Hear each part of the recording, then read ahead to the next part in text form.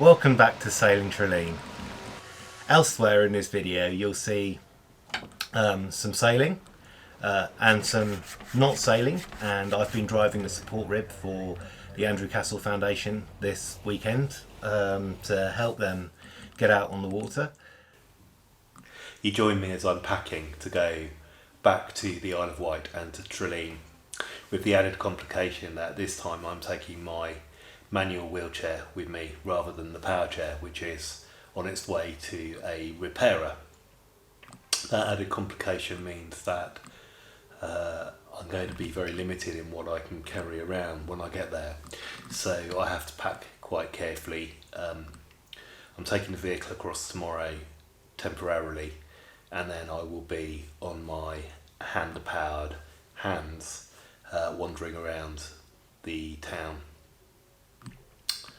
So, join me as I pack. So I don't really want to fold my waterproof top, my foulies, because where you fold them is where they leak. So either you can try and fold them in a different way each time, which is a sort of origami type trick, or you can roll and stuff them, and I'm in the roll and stuff brigade.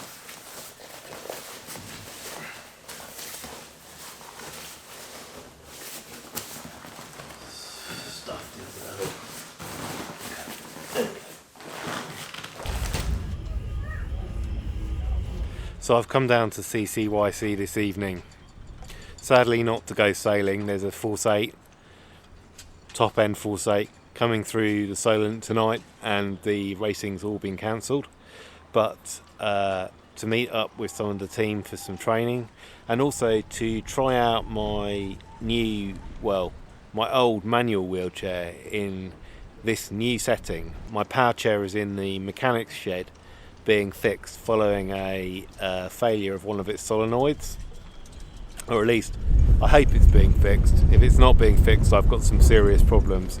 So I'm down here in the manual chair, and I can now assure you that Cowes has some very, very steep hills and not the best drop curbs in the world. It's also wet, which never makes handling a manual chair much easier. So hopefully we'll meet up with some of the team shortly, and we'll do some racing training on land, race theory training. It's Saturday morning, and the good news for those of you who recognise the headrest behind me is that I've got my power wheels back, thanks to the very kind attentions of GMA Mobility in Portswood, who have done some magic. I'm not actually entirely sure what they've done yet, but I'm very grateful to their engineers for pulling out all the stops and getting my power chair moving again. So I'm about to head down to Cowes Corinthian Yacht Club to take out one of the sonars for some training this morning, and then hopefully for some racing this afternoon. The winds of yesterday have abated, and it's looking like a really nice day in Solent, albeit a day that is already spitting with rain.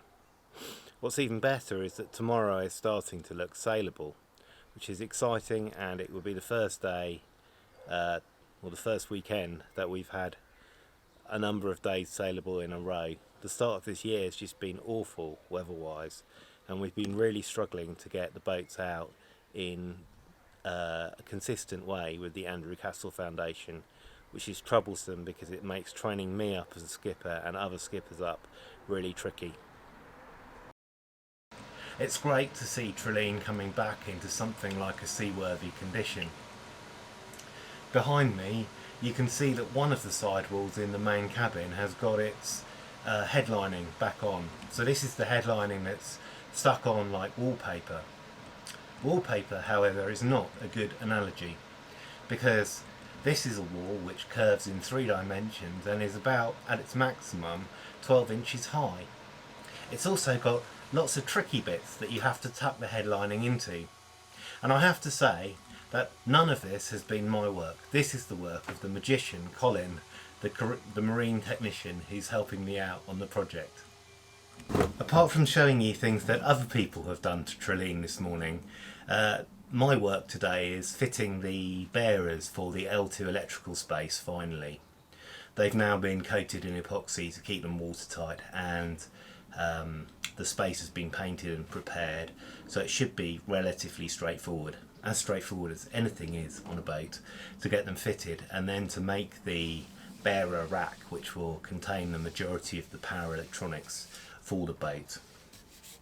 The sizing of the rack is going to be a bit tricky, so I'm probably going to have to make that in pattern making ply, and then refine the size, and then make the final bearer rack, and then I can finally, he says with a sigh, get on with mounting the power electronics and get this boat coming back to life. Once that's done, the rest of the electrics should, touch wood, pray God, come back together really quite quickly.